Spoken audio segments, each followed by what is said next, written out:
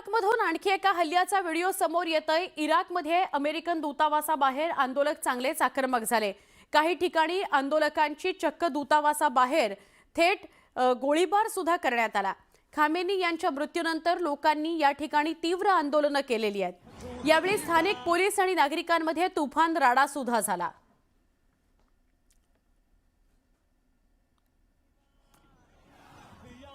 इराकमध्ये American दूतावासाबाहेर प्रचंड जाळपोळ झाली, तुफान गर्दी झाली, हाणामारी झाली। पोलीस आणि नागरिकांमध्ये हा राडा झाला। खोमेनींच्या मृत्यूनंतर जो भडका उडालेला आहे तो सगळ्या अमेरिकन दूतावासांना, अमेरिकन ऑफिसेसना, अमेरिकन लष्करी तळांना, वेगवेगळ्या शहरांमध्ये लक्ष्य करतो आहे। तसंच इराकमध्ये अमेरिकन दूतावासाबाहेर अनेक कट्टरपंथी मुस्लिम जमले आणि त्यांनी खोमेनींच्या मृत्यूबद्दल निषेध नोंदवला आणि अमेरिकन दूतावासावर हल्ला केला। अमेरिकन दूतावासाबाहेर प्रचंड गर्दी झाली, जाळपोळ झाली, हाणामारी झाली। पोलीस आणि नागरिकांमध्ये तुफान राडा झाला, कारण पोलीस अमेरिकन दूतावासाबाहेर तैनात होते, त्यांच्यासोबत नागरिकांचा राडा झाला।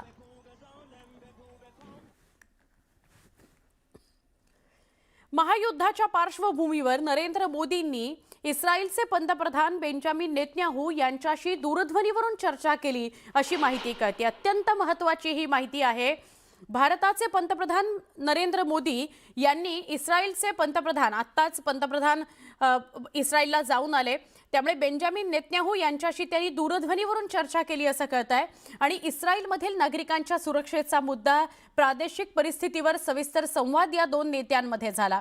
अलीकडील घडामोडींवर भारताने चिंता व्यक्त केलेली आहे आणि नागरिकांची सुरक्षा याला तुम्ही सर्वोच्च प्राधान्य द्या असं बेंजामिन नेतन्याहू यांना सांगितलेलं आहे। संघर्ष लवकर थांबवून कूटनीतिक आणि शांततामय मार्ग स्वीकारण्याचं आवाहन भारतानं बेंजामिन नेतन्याहू यांना केलेलं आहे, म्हणजे इस्रायलला केलेलं आहे असं कळतंय।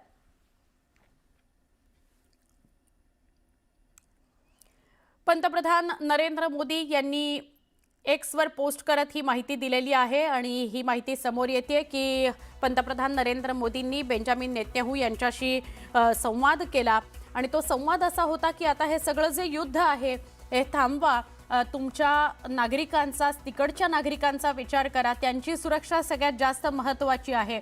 त्यामुळे शांततामय परिस्थितीतून काही मार्ग काढता येतो का, चर्चेतून काही मार्ग काढता येतो का हे बघा असं बेंजामिन नेतन्याहू यांना पंतप्रधान नरेंद्र मोदींनी सांगितल्याचं कळतंय। आणि UAEच्या राष्ट्राध्यक्षांशी सुद्धा फोनवर चर्चा केली नरेंद्र मोदींनी असं कळतंय। पंतप्रधान नरेंद्र मोदी यांनी रात्री उशिरा उच्चस्तरीय बैठक घेतली आणि आपल्या सुरक्षा विषयक परिस्थितीची माहिती घेतली। मंत्रिमंडळ समिती म्हणजे CCSची अध्यक्षता केलेली आहे। जवळपास 3 तास चाललेल्या या बैठकीमध्ये पश्चिम आशियातील सध्याच्या परिस्थितीचा आढावा घेण्यात आला। परदेशामध्ये अडकलेल्या भारतीयांच्या सुरक्षित परतीवर सुद्धा चर्चा करण्यात आली। राजस्थान, गुजरात, तमिळनाडू, पुदुचेरी इथल्या दौऱ्यानंतर ते राजधानीमध्ये पोहोचले, म्हणजे नवी दिल्लीत पोहोचले आणि त्यानंतर त्यांनी तातडीनं बैठक घेतलेली आहे। त्यामुळे रात्री उशिरा ही बैठक झाली। पंतप्रधान नरेंद्र मोदी सगळ्या परिस्थितीचा आढावा घेत होते। ते खरं तर वेगवेगळ्या राज्यांच्या दौऱ्यावर होते।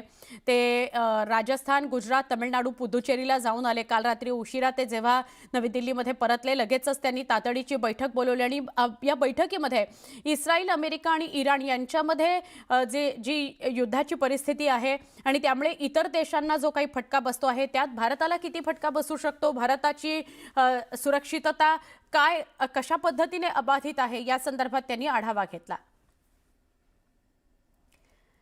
तर जसं काही क्षणापूर्वी मी म्हटलं, पंतप्रधान नरेंद्र मोदी यांनी UAEच्या अध्यक्षांशी सुद्धा चर्चा केल्याची माहिती आहे। यावेळी मोदींनी UAEवरील हल्ल्याचा निषेध केलेला आहे आणि या कठीण काळामध्ये भारत UAE सोबत खंबीरपणे उभा आहे असं आश्वासन पंतप्रधान नरेंद्र मोदी यांनी UAEच्या अध्यक्षांना दिलेलं आहे। बेंजामिन नेतन्याहू यांना त्यांनी फोन केला आणि त्याच्या पाठोपाठ त्यांनी UAEच्या अध्यक्षांशी सुद्धा संवाद साधला।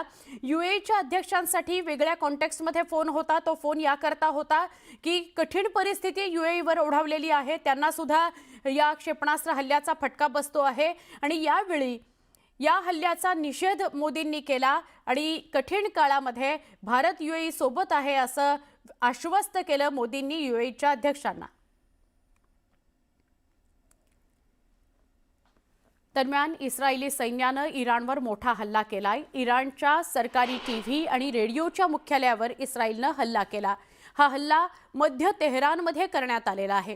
इस्रायलनं सरकारी टीव्ही आणि रेडिओचं मुख्यालय बॉम्ब हल्ला करून उद्ध्वस्त केलेलं आहे अशी माहिती मिळते।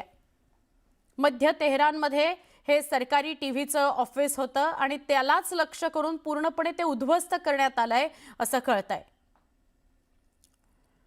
इस्रायलकडून इराणवर हल्ला झाला आणि तो हल्ला मध्य तेहरानमधल्या सरकारी टीव्हीच्या कार्यालयावर झाला असं कळतंय। पूर्णपणे ती इमारत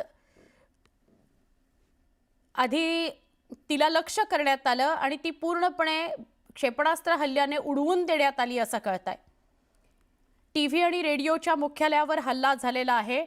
मध्य तेहरानमध्ये हा रेडिओ आणि टीव्हीचं मुख्यालय होतं। तेहरानमध्ये इस्रायलकडून पुन्हा एकदा हल्ला करण्यात आला। या हल्ल्यानंतर या ठिकाणी आगीच्या भीषण ज्वाळा उसळल्याचं बघायला मिळालं। इस्रायलने इराणमध्ये मोठं ऑपरेशन सुरू केलेलं आहे।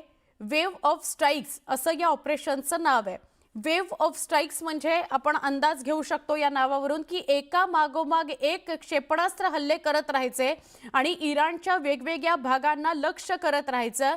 एकाच वेळी अनेक ठिकाणी सलगपणे हल्ले करायचे असा याचा अर्थ आहे वेव्ह ऑफ स्ट्राइक्स।